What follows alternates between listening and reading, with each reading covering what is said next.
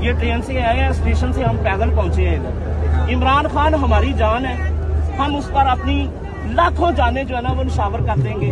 इमरान खान जैसा जो है ना मुखलिस लीडर आपको जो है ना वो नहीं मिलेगा।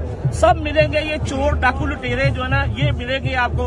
इमरान खान जो है ना वो अजीम लीडर है, वो पाकिस्तान का मुस्तकबिल जो है ना इसी के हाथ में है, यही पाकिस्तान को लेके जाएगा। ये देख ले, ना इनका मुंह एक जैसा है, ना इनका कोई मंशूर एक जैसा है, ना इनका एक झंडा एक है। तो ये सारे इकट्ठे हो गए, मकसद तो एक है, खाने पीने का मकसद। तो नजर आ रहा है सामने लिखा हुआ है जुल्म मिटने के लिए।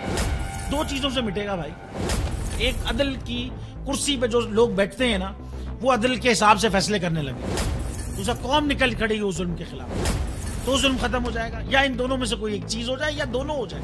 अगर 420 का मुकदमा था, उस वक्त अदलिया में जो लोग बैठे हुए केस देख रहे थे वो पूछते ना यार चीट हुआ कौन है। जब उनको दिखता कोई चीट नहीं हुआ केस खत्म कर देते। तो जालिम जुल्म कर ही नहीं पाता। 9 जजेस ने नोट बिफोर किया मेरे केस को यार, 1.5 साल चला। शख्सी जमानत का केस, सेम केस इस्लामाबाद में कर दिया। एक ही इल्जाम पे 2 केस हो नहीं सकते भाई।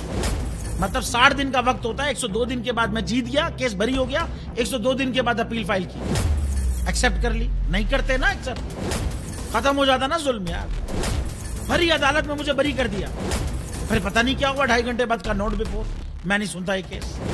खड़े रहते अपने फैसले पे, मिट जाता जुल्म। अल्लाह ताला ने बिठाया इस कुर्सी, इन कुर्सियों पे इनको यार, ये अल्लाह ताला की तरफ से फैसले करने हैं।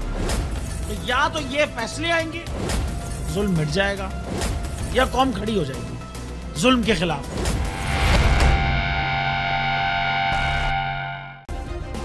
सब्सक्राइब करें और बेल दबाएं ताकि कोई खबर रह न जाए।